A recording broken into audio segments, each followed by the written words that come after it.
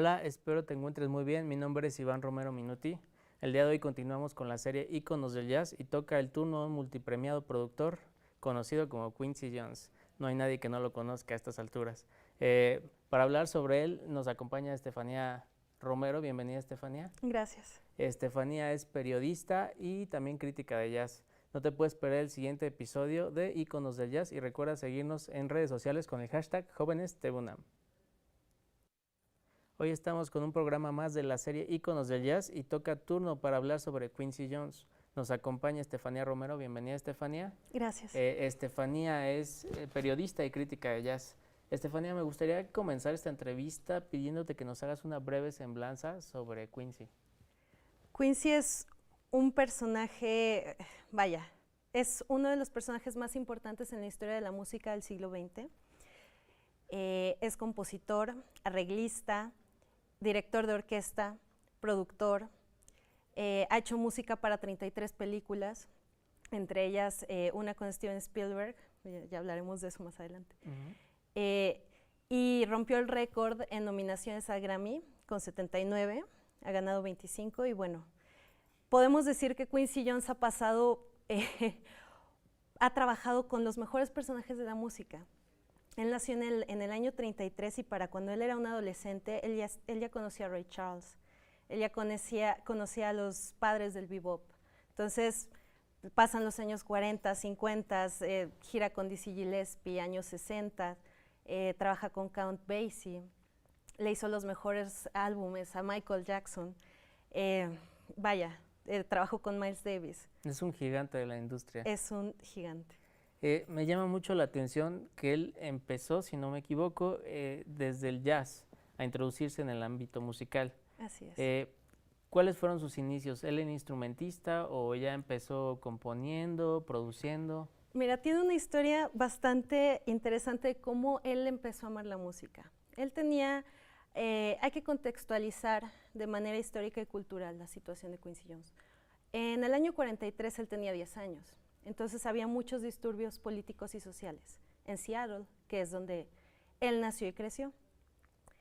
Entonces él cuenta que él estaba por las calles y varias bandas estaban metiéndose, saqueando las tiendas, había todo un desorden, ¿no? Entonces él dice que él se subió al coche con su papá y andaban viendo qué hacer, ¿no? Pero ellos lo tomaron como un momento de diversión, se metieron a una tienda de pasteles y, bueno, era una casa más bien. Y empezaron a comer todo lo que había, ¿no? Entonces dice que cuando terminaron ya estaban súper satisfechos, empezaron a aventar todo.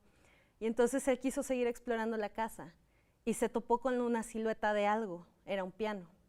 Entonces él dice que en ese momento empezó a tocar las notas y dijo, ese fue el cambio en toda mi vida. Este fue el momento en el que yo dije que yo me iba a dedicar a la música. Entonces él empezó a ir mucho a clubes de jazz,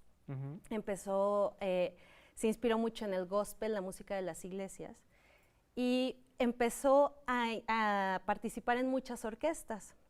Entonces él empezó en la orquesta de Lionel Hampton, que es un vibrafonista muy importante en la historia de la música, y él empezó como trompetista y como cantante. ¿Para esto ya tenía estudios? O sea, ¿realizó estudios musicales en algún lado? Su escuela en realidad fue la orquesta. Fue lírico, sí. Es muy interesante porque, digo, él siguió estudiando y se formalizó, pero él empezó de una manera un tanto lírica.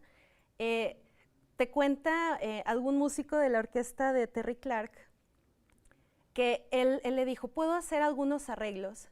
Y le dijeron, ok, y los vieron y eran terribles, ¿no? Pero eso fue en los años 50. Cuando él se va en los años 60 a París, él empieza a estudiar con Nadia Boulanger, que es la maestra de los mejores compositores del siglo XX. Ella fue la maestra de Stravinsky, de Leonard Bernstein, de Aaron Copland. Entonces, es un monstruo, es un monstruo. Ahí fue cuando él formalizó sus estudios y regresó a Nueva York. ¿Qué sigue después de esta primera etapa? ¿Cómo se empieza a introducir en la industria musical propiamente? Ok, en el año 61, si no mal recuerdo, lo invitan a ser el presidente no recuerdo si era el presidente, pero era una de las figuras principales en Mercury Records. Esto lo convirtió en el primer afroamericano en ser parte de la industria musical. Entonces fue muy interesante porque, bueno, tuvo algunos problemas de salud en los años 60, pero en los 70 fue cuando decide explorar. Entonces es muy interesante porque él pasó de la big band, de la vida del bebop, a el rap, a la música pop. Se puede decir que él es uno de los primeros en hacer ese salto, ¿no? En ir dirigiendo ese río del jazz hacia la música popular. Que venía siguiendo una línea de música afroamericana, ¿no? Así es, sí. Básicamente. Sí, de hecho, si tú le preguntas a él, él no te va a decir yo me inspiré en el jazz, él te va a decir yo me inspiré en la música africana. Sí, es muy interesante ese background que tiene, ¿no? Respecto es a sus raíces. Así es. Él se introduce en la industria musical y ¿cuándo empieza a destacar? ¿Cuál es ese momento en donde empieza a notarse más su figura? Pues cuando empezó con Sarah Vaughan, con Frank Sinatra. O sea, ahí ya estamos hablando de un nivel de reconocimiento muy, muy importante. ¿Como compositor? ¿Arreglista? Ahí era como productor. Productor. Pero también, bueno, más adelante, uno de los álbumes de los álbumes más interesantes que él produjo y también se puede decir que dirigió fueron Thriller de Michael Jackson, el primer disco de Michael Jackson, no recuerdo el nombre, pero bueno, le hizo 3 discos de los más importantes. Él dice que tuvieron que hacer 800 canciones para poder llegar a Thriller. Entonces, bueno, obviamente cuando llegaron ahí ya estaban en la cima, ganaron muchísimos premios y fue cuando otra vez se subrayó el nombre Quincy Jones. Sí, fue un trabajo impresionante el que hizo para llegar a ese punto. Así es. Sabemos que es un personaje multifacético, ¿no? De estas diferentes facetas, ¿cuáles son las que más destacas? Wow. Yo creo que no puedes hablar de una más importante que otra, porque en la historia de su vida se fueron tejiendo unas con otras. O sea, él empieza como músico, como trompetista, como cantante, luego como arreglista, como director, como compositor, y él va compaginando todas esas esferas de su vida para generar sus productos. Muchos de los músicos que trabajan con él, o sea, inclusive Miles Davis, que era una persona muy difícil, te decía, trabajar con Quincy Jones es una cosa maravillosa, porque te hace sacar lo mejor de ti. Entonces, bueno, se puede notar y muchos también decían, es que de Michael Jackson lo decían, es que Michael Jackson ya había compuesto las canciones, pero cuando llega al estudio, Quincy Jones es el que lo hace despegar y es la persona que le hace separar la voz de antes a la voz real del Michael Jackson, es la persona que explota todo el talento de ese artista. Se vuelve un catalizador para sacar lo mejor de él. Exacto, totalmente. Es muy interesante esto que mencionas y también hay otra faceta que no podemos olvidar, que es la de la industria pero cinematográfica.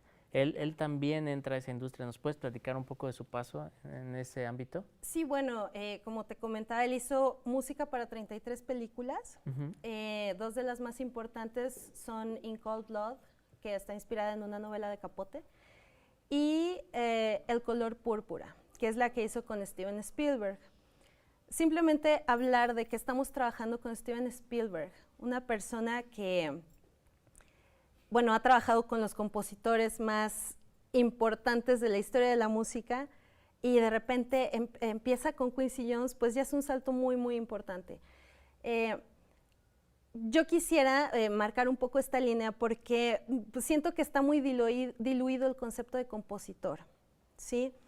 Un compositor es una persona que tiene un conocimiento absoluto de cómo suena cada uno de los instrumentos y de la intención que le quiere dar a cada uno, ¿no? Tiene un conocimiento absoluto del lenguaje musical. Entonces, un compositor no es cualquier persona. Tiene una visión muy amplia, ¿no? Absoluta. Del espectro musical. Quincy Jones te dice, solamente tenemos 12 notas, y con esas 12 notas ha trabajado Bach, ha trabajado Beethoven, hemos trabajado nosotros, pero tenemos la capacidad de sonar de una manera distinta. Eso es lo que marca esa genialidad en un personaje en la historia de la música. Entonces, bueno, si al hecho de ser compositor le sumas ser compositor para un lenguaje audiovisual, estás hablando de toda una potencia sumada que, vaya, es fantástico. Sí, el resultado es increíble. Así es. Por eso multipremiado Quincy. Así es. Para terminar, Estefanía, porque ya nos queda muy poco tiempo, ¿qué hace a Quincy un personaje ya legendario dentro de la música?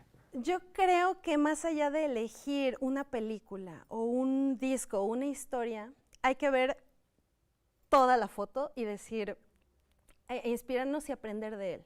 Decir, ok, yo no tengo por qué ser solo una cosa, yo puedo ser extraordinario en muchas cosas. Yo puedo aprender y él mismo tiene 10 reglas para lograr el éxito que, vaya, básicamente es estudio, constancia. Oprah Winfrey decía, es que Quincy Jones hace en un mal día mucho más que una persona a veces promedio. En toda su vida. Sí. Me quedo con esa idea, Estefanía, porque el tiempo se nos acabó, pero es muy interesante el concepto. Muchas gracias por habernos acompañado. Gracias por Eso invitarme. fue todo por hoy. Recuerden seguir a TV UNAM en sus redes sociales. Nos encuentran en Facebook, Instagram, Twitter, YouTube, asimismo en su página web. Mi nombre es Iván Romero Minuti. A mí me pueden encontrar en Facebook como Iván Romero Minuti. Y recuerden que si están viendo esto, están en TV UNAM.